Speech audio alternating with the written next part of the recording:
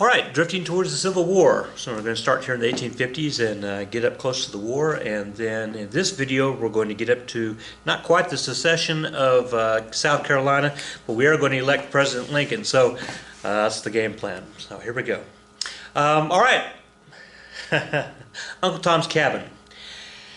Hey, if you got nothing else to do and you want to spend a good 20 hours or so reading, let me tell you, Uncle Tom's Cabin, well, it's pretty popular.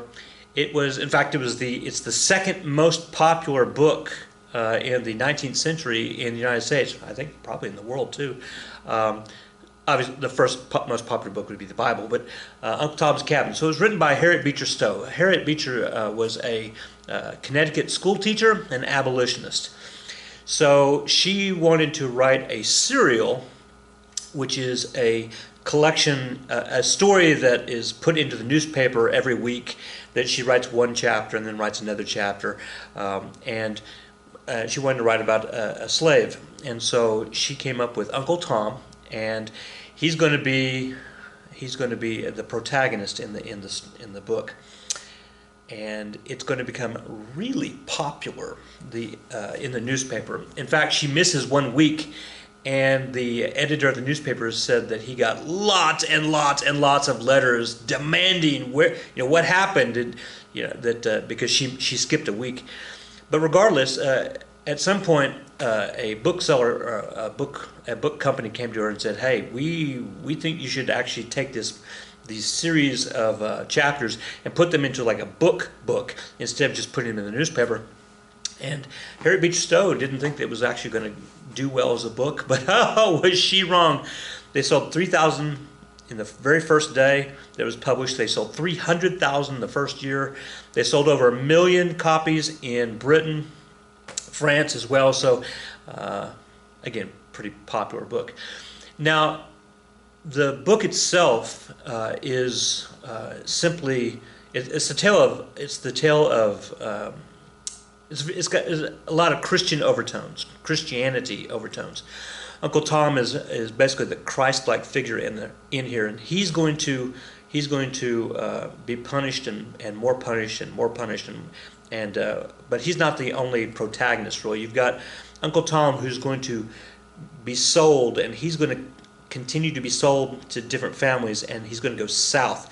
And we're going to find out that as you read through it, that as he goes further south, his life gets worse and worse and worse and worse, and eventually he's going to be sold to the super evil guy Simon Legree, and things are going to not work out well for Tom. But then you have the flip side of the story, where you have a couple that are going to go north. So you have Eliza and her husband George, and so they're going to go north, and as they continue to go north and further north and further north, their life gets better. So the whole thing is kind of an allegory of life according to an abolitionist in the United States of America. And again, it made huge headlines, this book did. Uncle Tom's Cabin I think it's in the top 5 most banned books in the United States of America in the 20th century, mostly because of its themes and its, the use of the N-word and other terrible pejoratives. But it's been banned.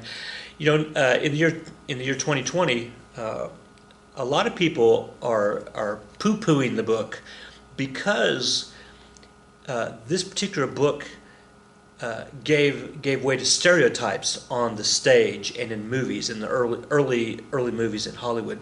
I mean, you had Uncle Tom, who is a you know what, we're going to talk all about that during the Zoom meeting, because I don't have time for this right now, so we're going to move on. Hey, by the way, Abraham Lincoln anecdotally met with Harriet Beecher Stowe, and he said to her, again anecdotally, "So you're the little lady who started this great war." Well, you can certainly argue that this book was a catalyst, but it wasn't obviously the catalyst. But I don't know, maybe it was. All right, moving on.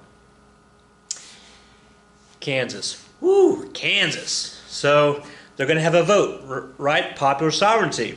Whoever wins the vote, whether it's going to be a free state or a slave state. So, again, and I've talked about this before, there are not really any vote rolls, any vote registers, so people could come in from all over the place and vote. So people from the slave state Missouri came in to vote, and people from the northern states, the free states, came in to vote. Just people would change hats and get back in line and vote. Just crazy stuff going on. Ultimately, Kansas is going to have enough people to form a state, and so to have a state, one of the requirements is that you have to have a constitution. So the people pass the Constitution, and then that Constitution has to be approved by the big Congress in Washington, D.C. So there were two different constitutions that were proposed. One was the Topeka Constitution, and the other was the Lecompton Constitution. And the argument was in in one constitution, the Topeka one, it was free state and no slaves, and in the Lecompton one, it actually said slavery, the importation of slaves would be banned into Kansas. You could still have slaves in Kansas under the Lecompton Constitution, and we say Topeka and Lecompton because that's the cities that the constitutions were written in. The Lecompton Constitution said you could have slaves, but you couldn't import any other slaves from other states, which obviously, I mean, how are you going to regulate that, right? Well, the abolitionists boycotted the vote. Hey, note to self, if you boycott a vote, that means that you're not voting, which means the other team wins, right? So don't boycott votes. That makes no sense. So the pro-slavery people won. And then when it went to the National Congress, when it went up to Washington, D.C., all sorts of crazy things happened. While that was going on in D.C., Kansas re-voted on the Lecompton Constitution, and it was overwhelmingly removed, like 10,000 votes to like 150 votes. I mean, it was crazy, overwhelmingly removed. And so then down the road, then Congress actually had two other constitutions. One was the Leavenworth Constitution, and then the Wyandotte Constitution, which is their current constitution. And now we know way too much about Kansas constitutions. Whew. But while this is going on in 1856, some pro-slavery people are going to go up and they're going to burn the city of Lawrence. Lawrence was a haven for abolitionists. And now things are going to get out of control. John Brown. So John Brown, he's from the East Coast, and he's a preacher. Well, he wanted to be a preacher, and then he ended up not getting all of his preacher credentials, but he knew his Bible. And John Brown was, how do I want to say this? He was definitely an eye for an eye, tooth for a tooth kind of a guy, because he basically said, hey, we've been preaching, we've been talking, we've been yapping, we've been writing articles, we've been doing all this stuff to stop slavery, and nothing is working. And so he says, I'll tell you what's going to work.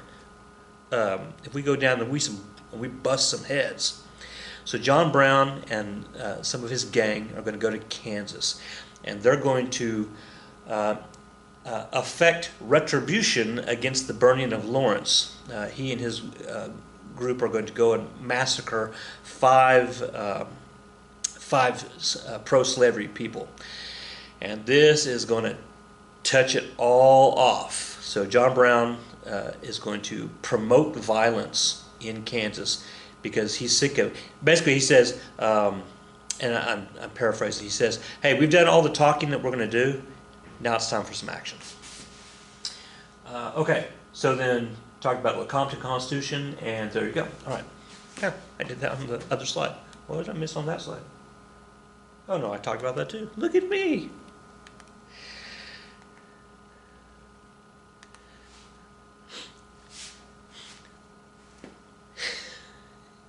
Some things you just can't make up about American history. I mean, I try not to make up anything, but man.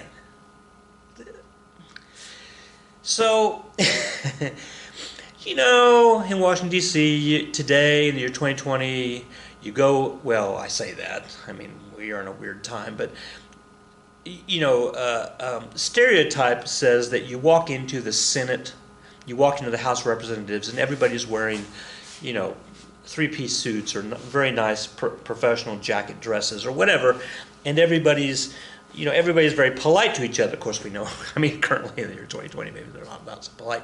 But, we're not actually killing one another in the room. So, in 1856, Senator Charles Sumner, an abolitionist from Massachusetts, he's going to make a statement. He's going to make a speech about Kansas, and about slavery, the issue of slavery in Kansas. And while he does this, he's going to start taking shots at people. He's specifically going to take shots at the Illinois Senator Stephen Douglas, and then, more importantly, he's going to take a shot at South Carolinian Senator Andrew Butler. And he doesn't mince words in his speech. Now, he's doing this on the floor of the Senate, which means there are people who are taking notes about what he's saying so that we have that for the record. And so we know what he said. And what he said was, and again, I'm going to paraphrase, but basically that, how do you paraphrase this? That Senator Butler was a pimp for slavery, and that slavery was his mistress, and that, and it just got worse from there. And so, goodness, and he said that out, in front of everybody. Well, 3 days later, Preston Brooks, Butler, trying to get all these names, Butler's first cousin once removed, Preston Brooks, who's a representative, was reading the speech, and he's like, you cannot say that about my cousin. And so, again, 3 days later, I'm struggling with these names. Sumner, the one who did the speech in the first place, he's going to get up and he's going to make another speech. And the story says that as he was getting up to make a speech, Brooks comes rushing in and starts to beat him with a cane. Now, the diaries and the journals tell us that Brooks actually wanted to fight Sumner in a duel. And he talked to one of his friends, another person, another representative, or maybe it was a senator. But his friend said, nah, you don't want to duel this guy, because dueling means that you respect them, right? You're dueling for honor. And this guy just, called your cousin a pimp. So don't duel him. Just go in there and beat his head and go kill him, right? And so Representative Brooks takes the cane and he takes the cane and he starts to beat Sumner over the head. Sumner falls down under his desk, and this is a gold-tipped cane, and he starts to beat him, and Sumner's able to move the desk, and then he's crawling up the aisle, and Brooks beats him senseless, and so unconscious. But here's the deal: he continues to beat him while he's unconscious. Other senators, the story says, other senators rush to Senator Sumner's aid, but then Brooks's friend, is it Kite? Anyway, starts with a K. Senator K pulled out a gun and said, "Everybody back off! It's between these two guys." Now, the good news is that Senator Sumner did survive. He went home. He went in the hospital, and he was gone for 3 years. But the people of Massachusetts left that seat open, and in fact even re-elected him. So he did survive it. And but there you go. We got people like literally beating each other on the floor of the Senate in Washington, D.C. I mean, like right now, we know that here we are. I'm filming this in November of 2020. We know that House Speaker Nancy Pelosi and President Trump, they would probably like to beat each other, but they don't actually do it. I mean, they talk about each other and say nasty things about each other, but they don't actually beat each other on the floor. Good times. Moving on. So we're going to have a presidential election during all this, so 1856, right? In 1856, we're going to have a Republican. So this is a brand new political party, and they're kind of an amalgamation of all the other parties, the anti-slavery parties that were trying to get their, get their feet on the ground and trying to push. and they all kind of fell apart, but then the Republican Party is going to show up. And so the first Republican presidential nominee is Fremont. He's the guy who went over to California and formed and started his own little city, his own fort over there. And so Fremont, pretty popular in the West. He's going to run up against James Buchanan, who is a Democrat from the South. And well, there you go. So it's North versus South. Right, we don't have 16 people running. It's just these two guys, these two main guys. If we look at the map, it's very blue, right? It's very blue. So the Democrats won this running away. But we might argue it's a Pyrrhic victory for the Republicans. Remember, Pyrrhic victory is when you lose. Well, this is really both ways.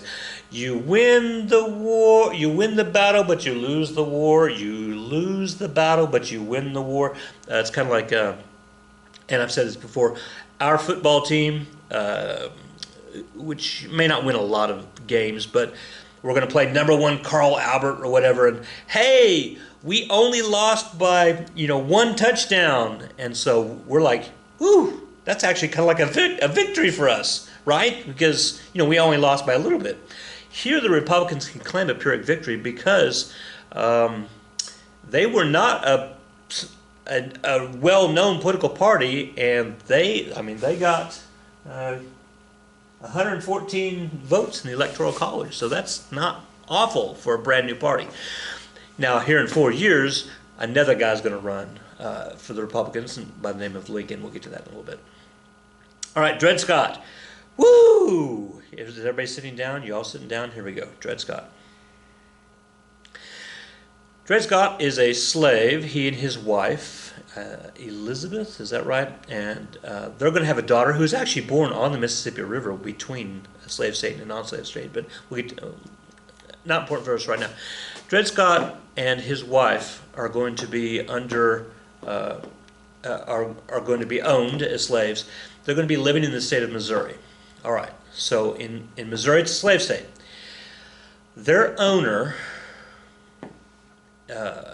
Emerson, is going to move to Wisconsin, and he's going to take Dred Scott and his wife and the daughter with him. So Emerson goes to Wisconsin. Wisconsin is a free state. Now the rule kind of was that if you moved to a free state and if you were a slave and you lived in a free state for a significant period of time, Dred Scott and his wife and daughter lived there for 2 years, then you should be free. Well, Emerson took his slaves back to Missouri, so now they're back in a slave state, and Dred Scott sues for his freedom. And it goes to the Missouri Circuit Court. The Missouri Circuit Court says, well, yes, you met the requirements. You were in a free state. You were there for 2 years. Therefore, you're free. And once you were free, you were always free. So therefore, when you were basically dragged back into Missouri, that was illegal. So you are free. Emerson immediately appealed, and it went to the Missouri Supreme Court. The Missouri Supreme Court said, no, that's not right. You can't, just because Wisconsin is free, okay, let me do this. Just because Wisconsin is a free state, Missouri is a slave state, and you are currently in Missouri, which is a slave state, Dred Scott, you should have stayed in Wisconsin and filed your papers there, because then you would have been considered free. But now you're back here in Missouri, and we don't have to listen to what Wisconsin says. Ooh. So Dred Scott's then going to file complaint. He's going to be, so Emerson is going to die, his owner's going to die, and so then he's going to be given, well, his sister, and then he's going to be sold to it. And then ultimately he's going to be sold to his brother, Mr. Sanford. And Mr. Sanford lives in New York. So Dred Scott, who's living in Missouri, sues somebody who's in New York. Well, because that's a state versus a state, it can go to the federal court system. And ultimately, it's going to go to the Supreme Court of the United States. So the Supreme Court is going to make a ruling. And here we have Chief Justice Taney. And the last time we talked about Taney, he was the bank guy during Andrew Jackson's terms, right? So Chief Justice Taney. Taney has to make this decision. Is Dred Scott free? Well, if we look back at it and we say hindsight being 20/20, obviously this is an awful, awful, awful decision, and arguably the number one worst decision ever by the Supreme Court. However, the question really is, what was Taney supposed to do? I mean, you look at the political climate, you look at the case. Had he gone the other way, would we have started the Civil War, 3 or 4 years earlier? I mean, it's something to think about. But anyway, here's what Taney ruled. He said a couple of things. One, African Americans cannot be U.S. citizens. I mean, period. Cannot be U.S. citizens. Since a person who's not a U.S. citizen cannot appeal in a court case, therefore this court doesn't recognize Dred Scott as a person. So therefore, we're going to rule against him regardless of whether he has good intentions or not, because he's not a person. And Taney says, according to the U.S. Constitution, all African Americans are not citizens, even the free blacks. Okay, so there's one. Number two, and I don't know which is worse. Number two says, slaves are property, like luggage.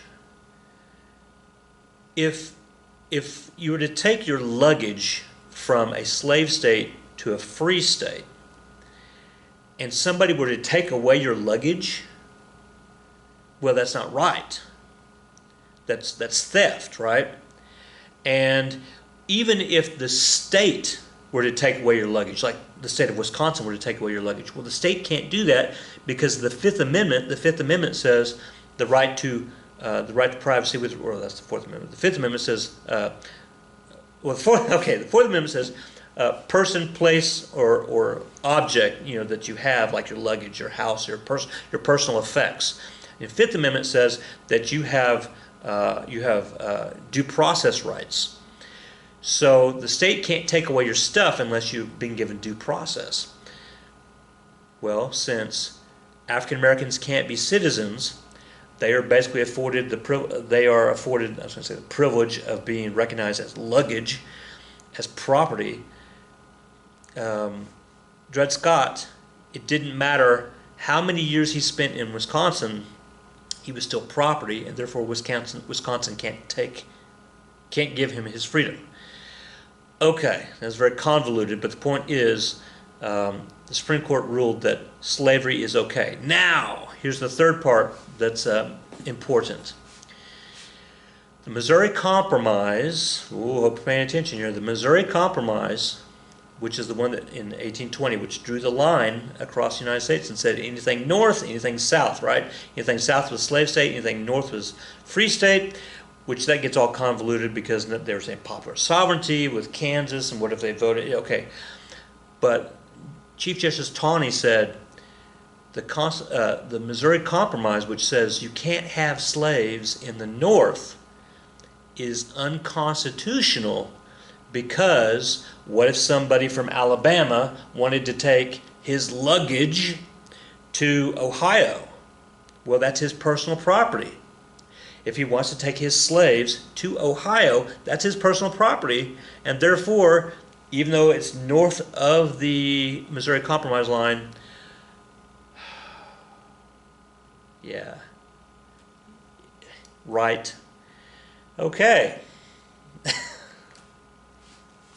Oh, hey, just some interesting news, or some good news. In 1857, I didn't have a date up there. So 1857, 1857, this court case came out. Later in 1857, it was not publicly, put out in the newspapers, but that Dred Scott and his wife and his child were manumitted, which means they were freed under a personal deal. So it ended up being good for Dred Scott personally, but for the African Americans, this was a devastating case. Good news is we're only just a couple years from the Civil War, and it's all going to be solved. Ooh. If you send a whole bunch of people out there to California, or if they want to go out to California, they want to get a whole bunch of gold, and suddenly they have a whole bunch of gold and they have a whole bunch of money because we talked about the prices of gold. And then they start buying land, and then, of course, we know how this works. The banks give them money, and then some people can't pay the money, and so then the banks ask for the money, and then the bigger banks ask for the other banks' money, and then we have a panic. The Panic of 57, that Panic of 1857. Way too many people were buying way too much land with way too much money that they didn't have. Okay, so you have the Panic of 1857. Tariffs. The tariff arranged under... so we had the Black Tariff, right? And so under Henry Clay, who argued in South Carolina, well, he was from Kentucky, but South Carolina, remember, they weren't going to pass it. And so then Henry Clay said, let's do a compromise, and we'll bring the tariff down. Well, it's going to get down to 20%. And so in 1857, 20%, which is very good for the South because the South is buying stuff from Europe, and so the tax is pretty low. I say low, it's 20%. The North is not happy about that. The Republicans in the North are not happy about that. The Homestead Act of 1860, we're going to talk more about this later, but the Homestead Act of 1860, people can go out and get a whole bunch of land out here in the West for pretty cheap, 25 cents an acre or something like that? Yeah, 25 cents an acre, so it's pretty cheap. And we'll talk about this more after the Civil War. But the Homestead Act is going to be denied by the South. Okay, so now the difference with regard to the last presidential election and this presidential election is that before the Republicans were like, oh yeah, we're the anti-slave party.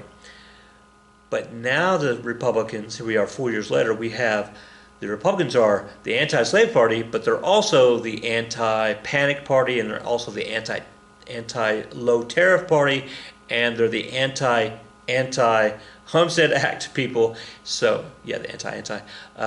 So now they have a platform that they can argue in debates. Speaking of debates, I mean, look at that transition. Don't you wish you were that professional? Speaking of debates, we have Abraham Lincoln, this rail splitter, which means that he worked out on the railroads and he split logs and rails, and he worked hard for a living.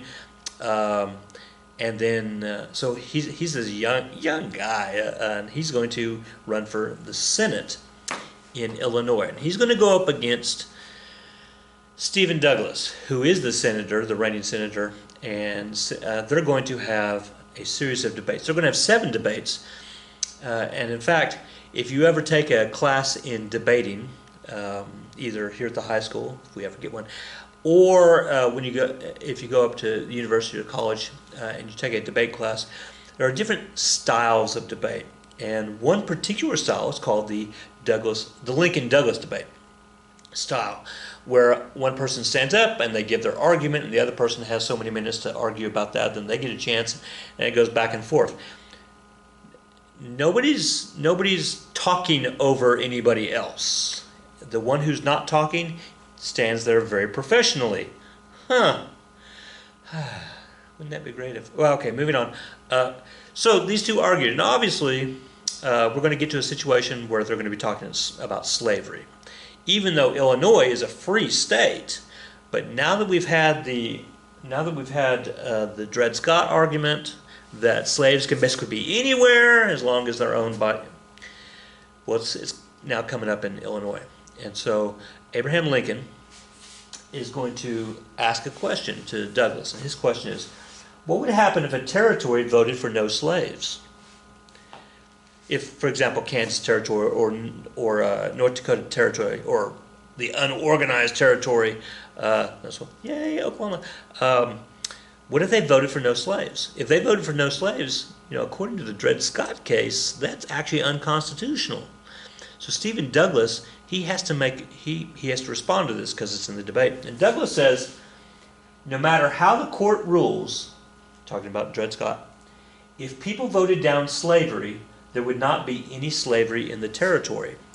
So what Lincoln just did was he's trying to trap Douglas. He's trying to trap Douglas in, and then he's going to be able to say, hey, look, Douglas is not following the Constitution according to how Tawney interpreted the law with regard to Dred Scott. I know, it's all convoluted, but there you go. Hey, guess who won that? Guess who won the senator race, right? I mean, we all know, right? Lincoln versus Douglas. Yeah, that's right. Douglas won. I don't know, those of you who have done your biography of Abraham Lincoln that you learned back in 3rd grade, and you know that he lost, 7, 8, 9, 10 elections.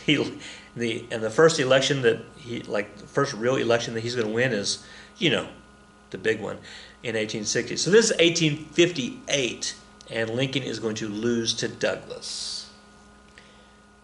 Douglas wins the election, although Lincoln won the popular vote.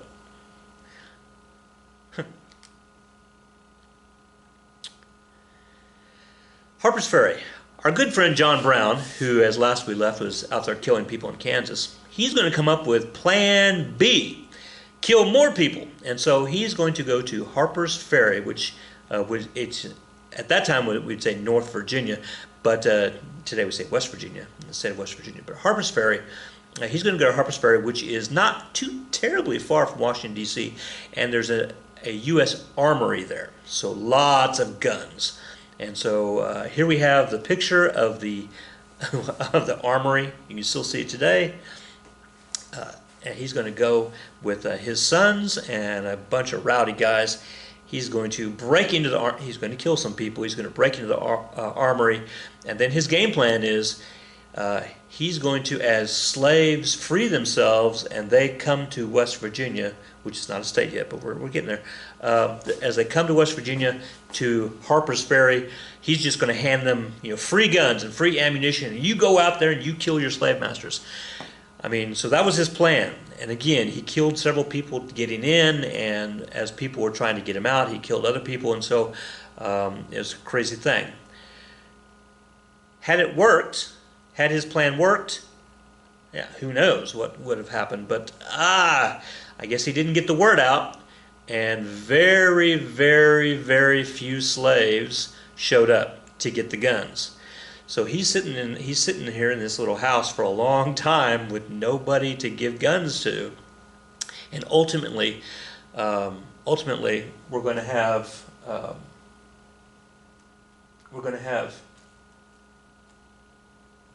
let's see, that's October of 1859. Ultimately, we're going to have Captain Robert E. Lee. Captain Robert E. Lee is going to be, he's going to go over there, and he's going to, how do I say this, remove John Brown from the premises. And he's going to capture him in October, and then John Brown's going to be hanged for treason. The first person in U.S. history to be hanged for treason, from our point of view, not we've had other people hanged, but that was, from the British point of view. But the first person convicted of treason here in the United States of America, John Brown, he was hanged in December of the same year. So, man, that was quick. 2 more slides. Nope, 3 more slides. The election of 1860. 4 guys running. We've got, okay, look at my counts. We've got John Breckinridge, a Democrat. You've got Stephen Douglas in green, a Democrat. You've got this guy, John Bell, Constitutional Party, kind of like the Know-Nothing Party. Nobody's going to vote for him. Yeah, maybe so. And then you got this guy, Abraham Lincoln. He's going to run for the Republicans. And they all have different stances on slavery and what it means to the country. So Abraham Lincoln says, no slavery in the new territories, but slavery is still, it's not okay, but slavery can be contained in the South.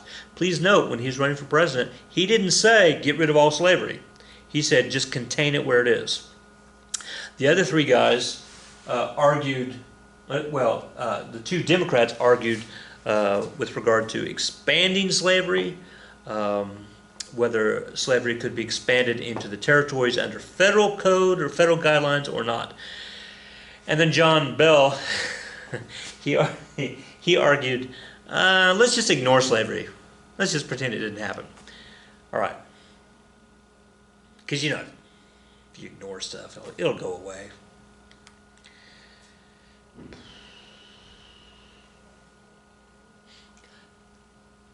Why you should vote Republican in 1860? Well, here's the reason. If you're a free soiler, you should vote because Abraham Lincoln, the Republican, says we're not going to extend slavery. We're not going to get rid of slavery, but we're not going to add to the states that have slavery. If you're a northern manufacturer, you're going to vote Republican because, well, the tariff is, the Republicans want to bring the tariff up, which puts more taxes on Europe, which helps out the people in the north, not the south. If you're an immigrant, why would you vote for the Republicans? Well, the Republicans are pushing for more rights or less infringement on the rights of immigrants. If you're in the Northwest, you're going to vote for Republican because the Republicans are pro-railroad, and if you have railroads, then you can move your manufactured goods and you can make money.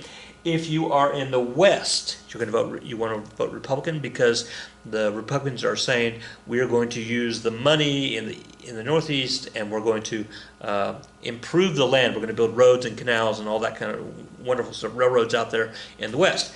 And if you're a farmer, then if you vote pro-Republican, the Homestead Act might be passed eventually, and then you can get all this cheap land.